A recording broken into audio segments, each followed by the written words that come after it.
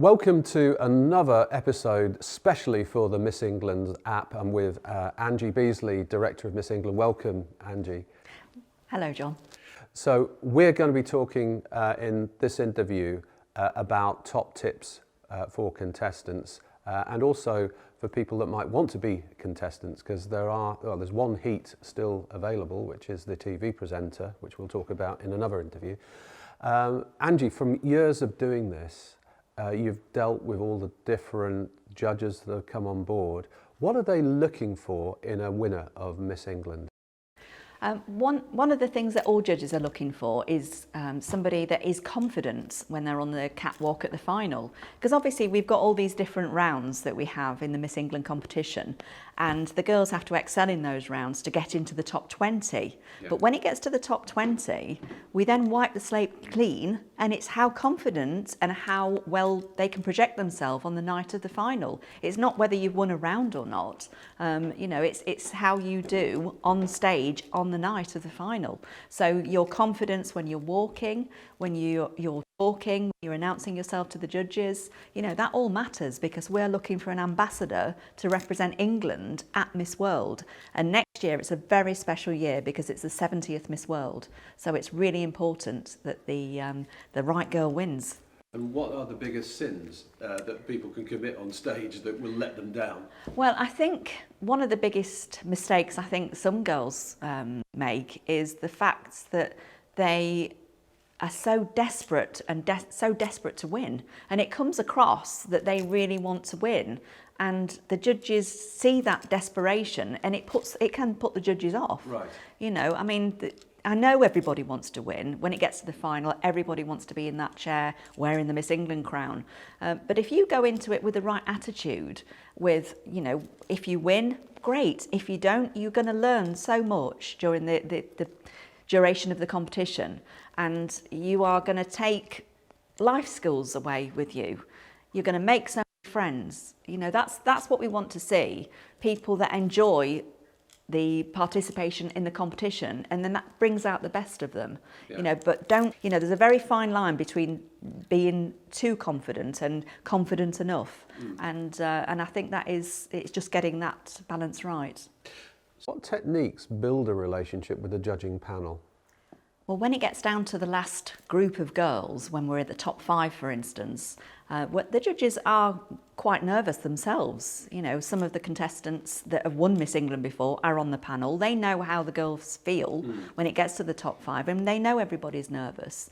But sometimes, like I said before, they take it to the extreme where they're too confident, and they've rehearsed it so well, it doesn't sound very sincere when it gets to the final question. And I do find that often happens at the final. Some of the girls that we thought could do well let themselves down at the last hurdle.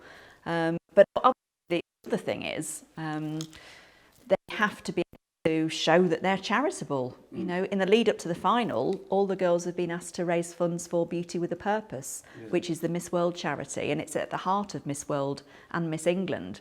And if you can't do that, then you're obviously seeing Miss England as just looking pretty, where it's not. You have to be prepared to get your hands dirty, do some fundraising in your communities, and do some positive things.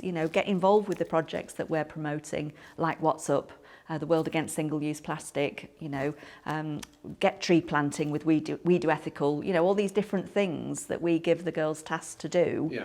It's important to get involved. Don't just think you can rock up on the night and look pretty and win the contest, because if it was about being the most beautiful in the land, well, we wouldn't be Miss England Beauty with a Purpose. Do the judges notice the work that the girls do with their beauty with a purpose over the definitely weeks? Definitely. They are made aware of the Beauty with a Purpose fundraising, what they've actually done in their communities, because we, especially now, the judges are all looking at what the girls are doing on their social media to raise funds. Because that's the way it is now. It's the only way, because they can't go to events. Sure. So it's important that the girls show this and show what they're doing, so they understand the ethics of the competition, because without doing that, you're not going to get anywhere in the Miss England competition. You have to be able to show that you are motivated to do something yourself and get off yourself, get up and get involved with your community. Yeah. Because, I mean, take Pasha for instance. She ran her own charity 6-7 years ago before she won Miss England. Right. She showed the judges that she ran the Generation Bridge project. Yeah. She's got the enthusiasm to do something like that, and Yeah. the confidence to do something like that, because it does take confidence. I'm not saying you should go out and start your own charity, that's not what I mean at all, but you've got to show willing, and you've got to put yourself, if you're going to say you're going to do some fundraising, get into it and do as much as you can in your community. So the social media really counts. Definitely. Yeah. Social media, showing your skills on social media, whatever your job is. Let the judges know, because they are looking at all of this before the final. Yeah. So they don't just get handed some information in terms of what money's been raised and which charity. No. You're saying most judges actually delve in and do some proper homework research. And research. Yeah, they definitely do research And into the contest. Is a window.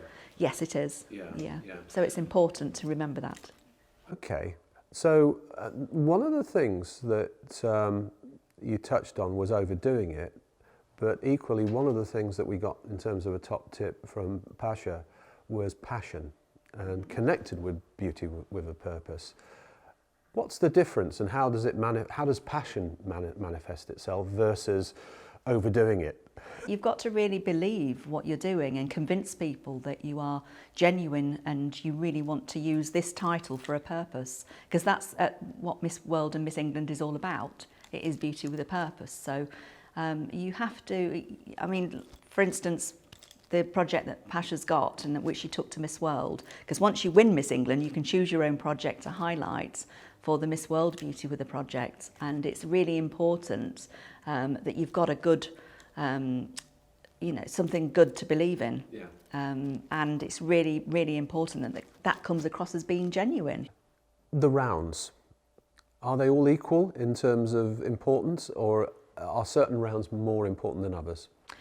Well, apart from Beauty with a Purpose, of course, that's the main round. And, last year we raised £86,000 between the contestants, which was an enormous amount. Yeah. But the other rounds, the sports round is a really tough round, because you have to be able to be physically fit to take part in that. So I would suggest the girls start training, because that is a really tough round. Yeah. And obviously there's only one winner from each round. We've got 10 different rounds in next year's final. And they all then fast track 10 girls to the shortlist on the night. And then the judges, like I say, wipe the slate clean, and it's how you do on the stage on that night. So that's how it works. But there's the ethical fashion round, the Miss Eco competition, which is sponsored by Plast Free next year. It's actually been renamed, called the Plast Free Eco Queen. So that's where the girls are encouraged to create something that looks good on a catwalk, looks stylish, but also is ethical. Yeah. But it doesn't mean that you've got to start from scratch. You can actually get something from a charity shop, or something that your grandma wore or your mum wore, and make it look good on the catwalk. Because that's one of the key rounds in the competition, I'd say. There's also, let's have a think now, the public vote round, which is really important to get your message out there to all your fans and everybody that supports you in the competition. You've got to be a bit of a campaigner in the area that you live. Yeah. So you have to be full of ideas. Yeah. And it's not just, like I say, walking on the stage looking pretty. You have to be creative, you have to be charitable, and all these other attributes that sort of produces the shortlist on the night of the final. Now, we talked about social media, but obviously as soon as people make the grand finals, the local press and media get interested. So any tips for them in terms of handling that and maximising it so they get the best public vote?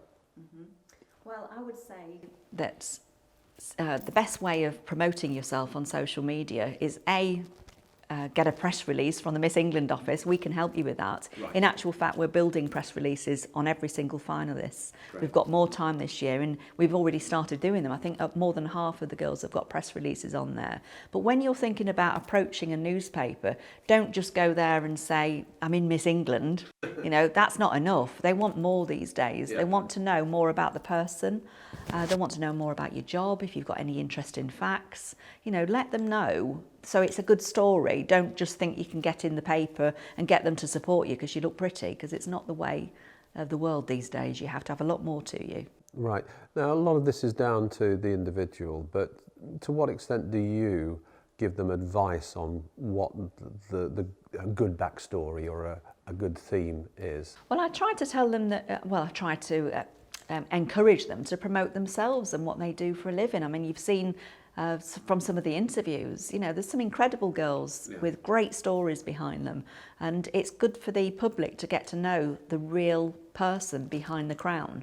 And it's not something that we encourage the girls to do just to go to the paper because they're pretty. You know, I personally ask the girls to tell, you know, their stories in the local paper because they want to know, they want to relate to the readers of that newspaper.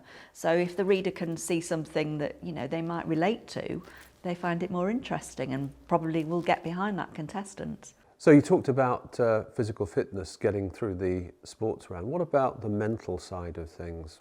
Well, we're encouraging the finalists in the next competition to think about the area that they live, because we want to encourage the girls to promote the area they're representing or the area that they're from.